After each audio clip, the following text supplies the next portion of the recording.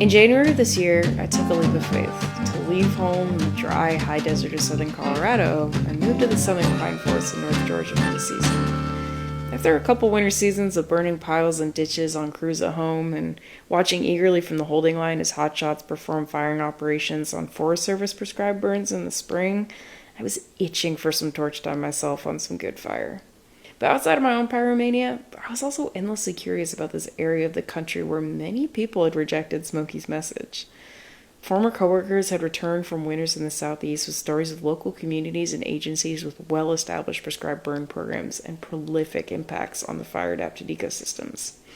And thus far, Georgia has not disappointed. Though fire suppression has impacted the range of pyrophilic landscapes like the longleaf pine savanna, many in the southeast never stopped burning for land management purposes, even after the removal of the original indigenous burners who had stewarded this place since time immemorial before them. One of the strongest motivations for groups like the Cherokee, Creek, Chickasaw, and Natchez was the habitat stewardship for game animals and forageable plants.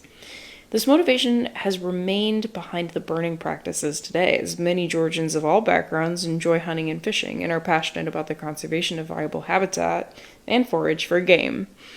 Unlike the high-stakes prescribed fire landscape of the West, which is largely dominated by state and federal agencies, it's all hands on deck every winter in this region to burn as many of these acres that have historically evolved for a high fire frequency. On a good burn day, you'll see lots of plumes dispersing from all over the state into the clear blue sky. One from a college campus burn club, from the U.S. Forest Service, the Department of Natural Resources, several conservation nonprofits, not to mention private landowners on their back 40. Justin Smallwood represents them, working with private landowners who make up the majority of landholders in the southeast to create management plans for habitat on their acreage, using game like quail as an indicator species that ultimately has positive effects for every other species that co-evolved with. He also gets to put a fair amount of fire on the ground himself every season, where I had the pleasure of meeting him on the line. So my name is Justin Smallwood. I work as a private lands wildlife biologist for Quail Forever, and I've spent the majority of my life and background in the wild, be it hunting, fishing, or wildlife management. Absolutely. So what is your origin story with wildlife? I know that you said that hunting was a big part of your experience growing up in the outdoors. When was like that first moment that you remember really connecting with wildlife? Gosh, that'd be years ago. My whole life, I was hunting and fishing. My dad always had me out doing stuff. My grandpa had me out. You know, it's just from the first time I went out there, I knew I was connected, and I knew that was going to be my life. You know, when I go out, even when I'm hunting or I'm fishing, it's a whole new world of things. You know, you look around and you see the environment, and you see all these different animals, all these different plants, and every time I go out there, it's just something new. So it's a whole new world for me. Totally. I also grew up hunting with my dad, and I feel like as much as it's also a great way to connect with your family, you start to connect with the landscape in a different way as well, too. Because, you know, modern life doesn't really ask you to, like, connect with the signs of life histories of animals or connect with the kinds of things that they might want out of the habitat, which I feel like definitely fosters, like, a conservation mindset. But yeah, describe your eureka moment then when you first connected the dots between wildlife and fire. Gosh, that was probably when I was in college doing my master's degree. I actually took a class with Professor Hendricks. It was a wildlife ecology and habitat ecology class, and one of the big things was prescribed fire and how it affected the environment. And, you know, I'd always heard about fire growing up. I mean, in the South, that was just something we knew about. But actually getting to go in, you get hands-on, work with some prescribed fire, and see the difference it actually made, that was that moment like, wow, this is something really cool and something I want to get involved with. Absolutely. So that's a perfect transition, too, because for me, growing up out west, you know, wildfire is something that happens. It's always bad. We don't really do a whole lot of prescribed fire, so there's a lot of, like, fire negative mindset. We definitely are, like, you know, eating up everything Smokey Bear said.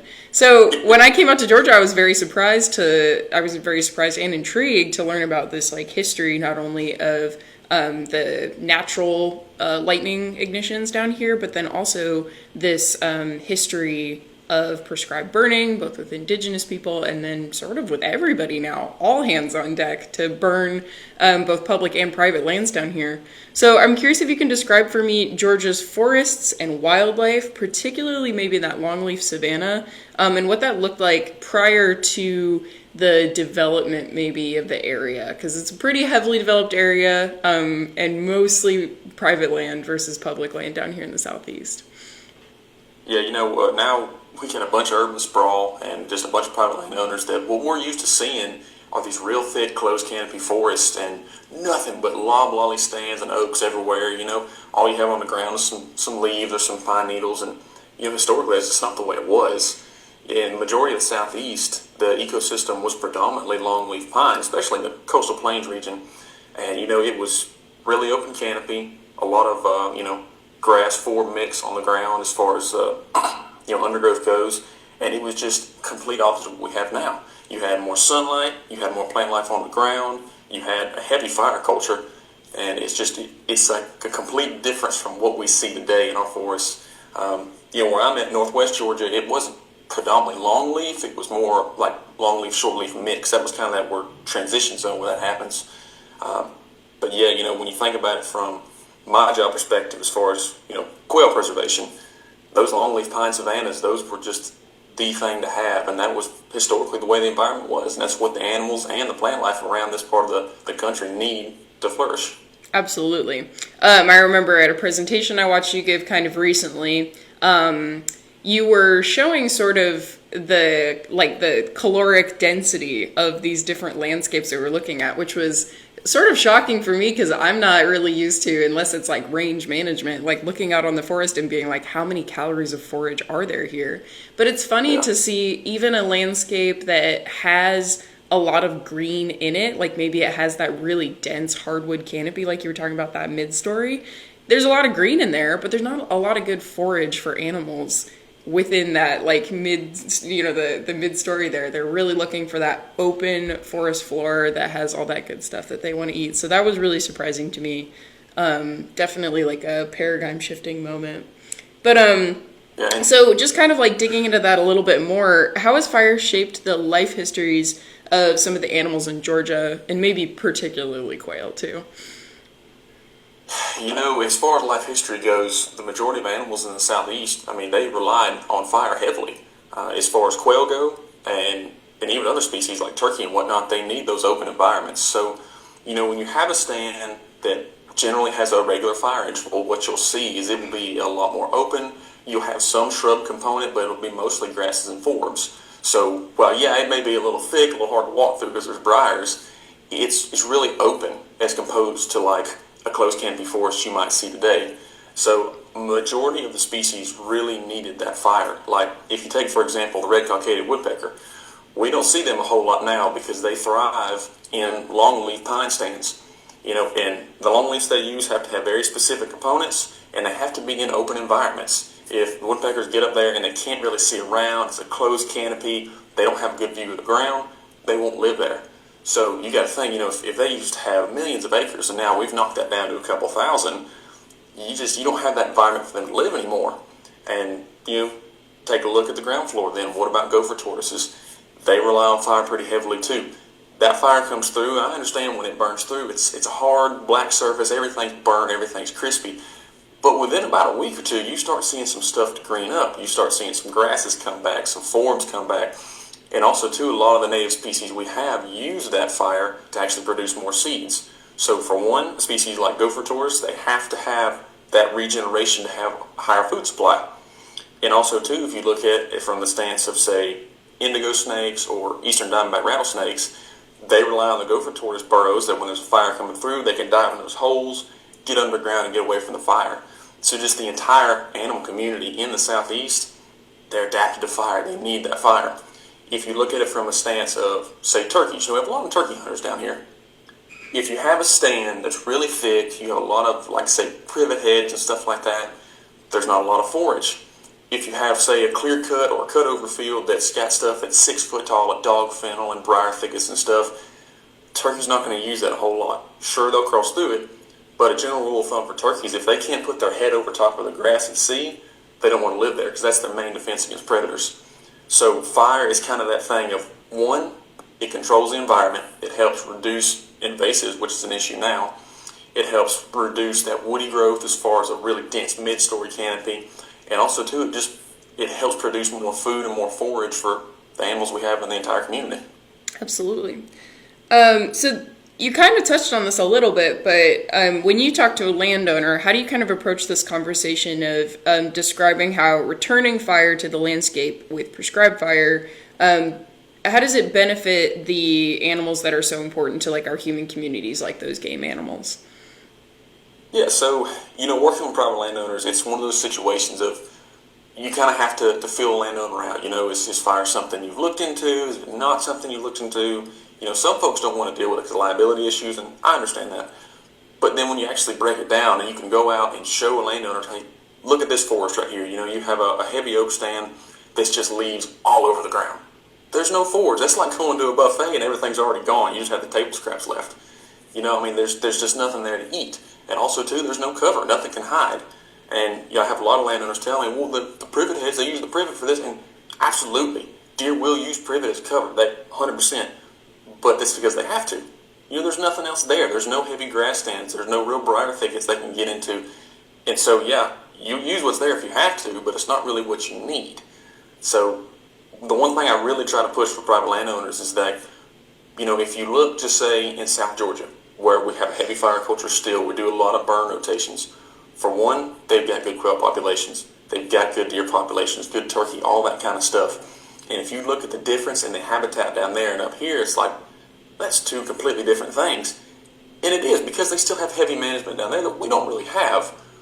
But we can make our environment similar to that. Yes, it's a little different up here, but we can still have that open stand. It'll have a large grass and forb component on the ground. It'll have a lot more native species as far as wildlife goes. It's just, there's no match to the benefit of prescribed fire. Absolutely. And I think that that's one of the things I've admired most about the different paradigms between coming from out west and being down here is people see stewardship generally, even if they're not already doing prescribed fire, they see stewardship as a hands-on activity rather than putting a fence around it and being like, we're just going to leave it alone and let nature do its thing.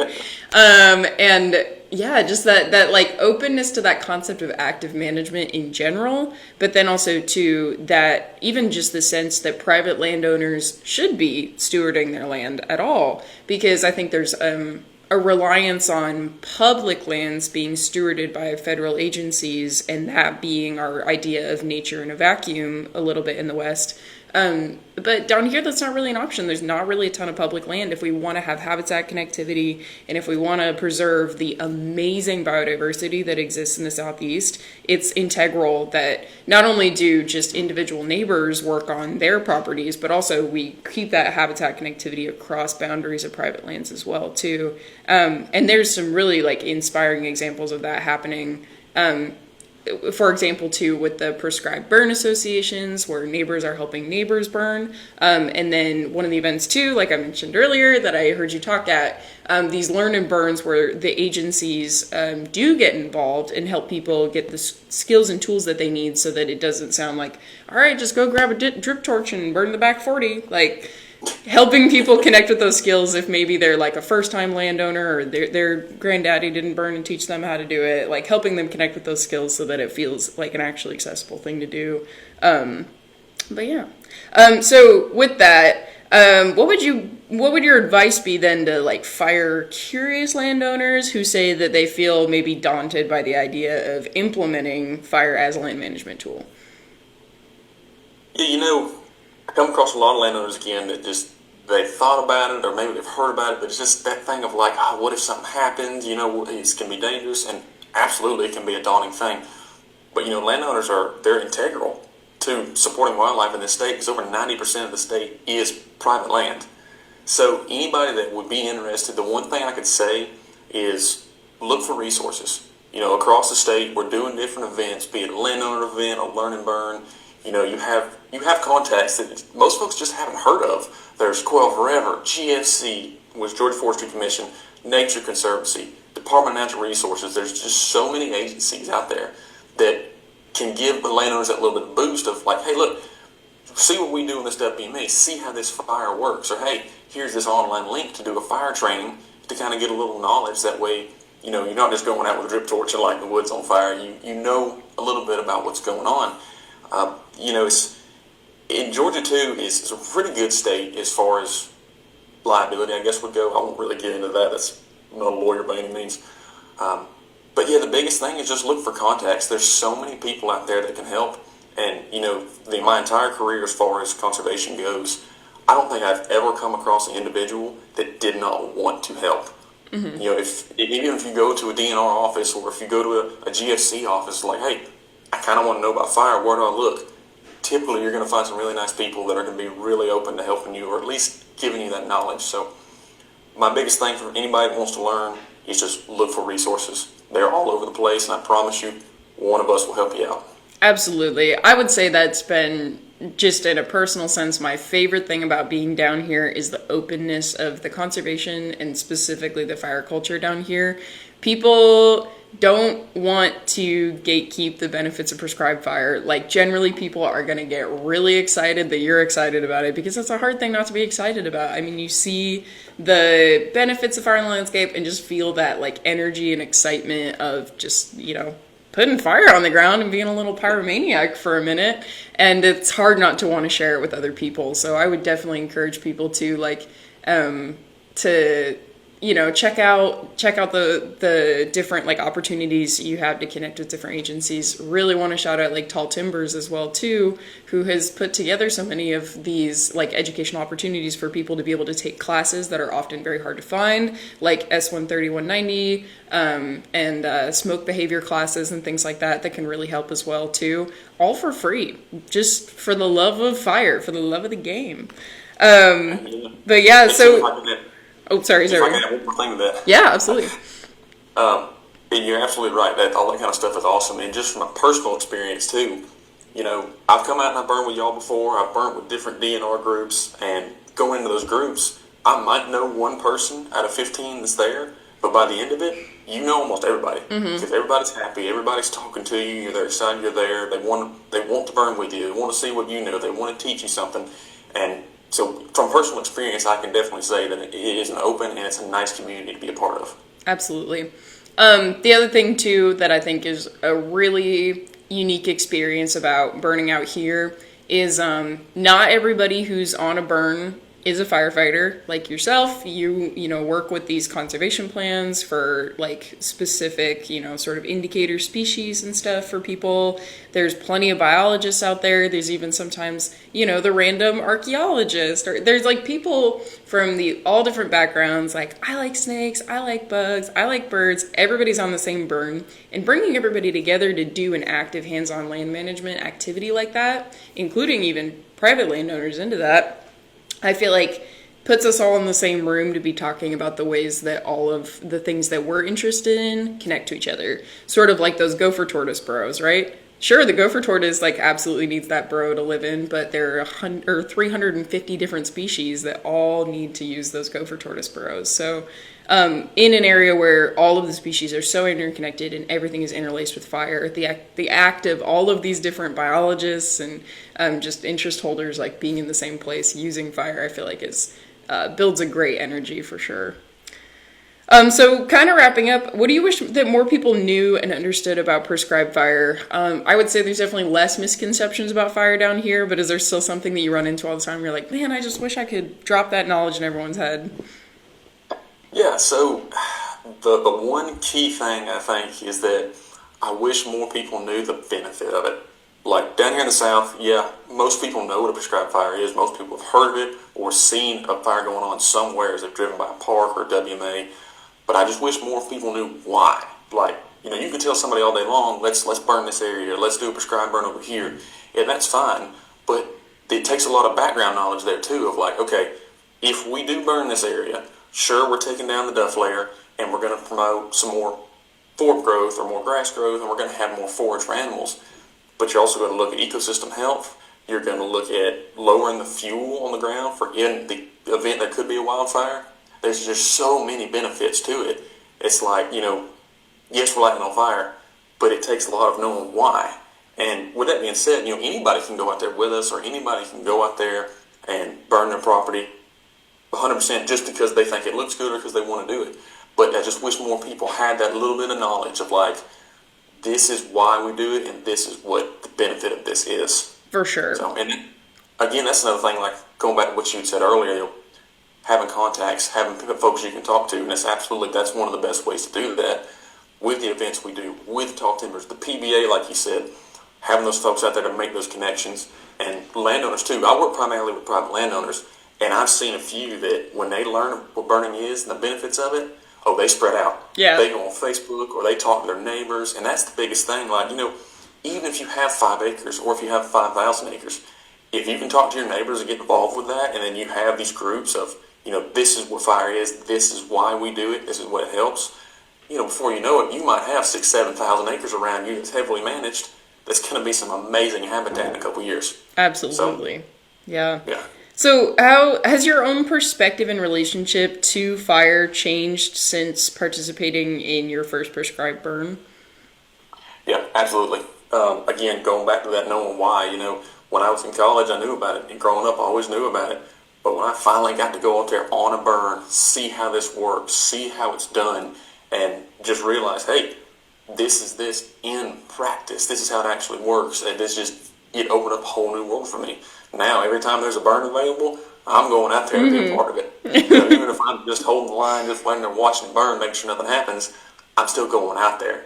So it's given me a whole new mindset. It's given me a whole new outlook. And really, too, it's opened up a whole lot of opportunities. Because I've met some really incredible people, seen some beautiful places, and just had a whole lot of fun doing it. Mm-hmm. Just for one example, a couple weeks back, I was on a prescribed burn up on Pigeon Mountain in northwest Georgia. And for anybody that hadn't been there, that is a beautiful area. To go up there and just see this whole new area. It's like, hey, I've never been here before. But now we're having this prescribed fire. As I'm burning, I'm looking down, I'm seeing all these different plant species, all these trilliums, all this, all that. And it's like, wow, this is a really neat area. Maybe I need to come back after the burn and see how this looks now. So, it completely rewrote my perspective. Yeah, it absolutely takes you to places you otherwise may not have visited. I don't necessarily know that without prescribed fire, I would have ever come down and experienced Georgia, so I'm very grateful for that. But like you said, even if you're out there just holding the line, watching the green to make sure you don't have any spots over, I think a lot of people see the recruitment ads or pictures or whatever of, I want to go hold the torch. But there are so many other rewarding activities, and the whole entire process from test fire to mop up, it just has so much interesting science and things to observe. So yeah, I would definitely encourage people to get out there as well. And if people want to get started, but they're like, oh my gosh, I don't even know where to go. Of course, they could go to probably learn some stuff on the Quail Forever website. Is there any other stuff that you would recommend people start looking into if they want to start their prescribed fire journey? Definitely. You mentioned earlier, Tall Timbers has got some free classes. That is an awesome thing to get involved with right there. I've gone through the classes. I can tell you from experience, you learn a lot. We have a Find a Biologist page on Quail Forever, and that's nationwide. It's not just Georgia. Just reach out to a biologist. I promise you, we will be nice. We will be fun to work with. If you have a local GFC office, maybe just pop in and talk to those guys and see what they have to tell you. And then there's resources everywhere. Even just looking stuff up online. Of course, don't believe everything you read online, but there are some good resources there as well. So, and that's another thing too. Going through college, when I finished my master's degree, I came out with there's no jobs around here. Well, then when I found a job and I started making connections, I realized just how many groups and how many people are around this area, and the number of just different contacts that have anything to do with both conservation and prescribed fire is astonishing down here in the South. So absolutely, just reach out to somebody. It could even be an NRCS office or UGA extension. Reach out. They'll get you in touch with somebody, and I promise you, whoever you end up talking to will be happy to talk to you. Yeah, if it's not them that you need to be talking to, they definitely know the person who you do need to be talking to. So, absolutely. Well, cool. I appreciate your time today. Really enjoyed the conversation, and thank you so much. Yeah, thanks for having me. I appreciate it. Yeah.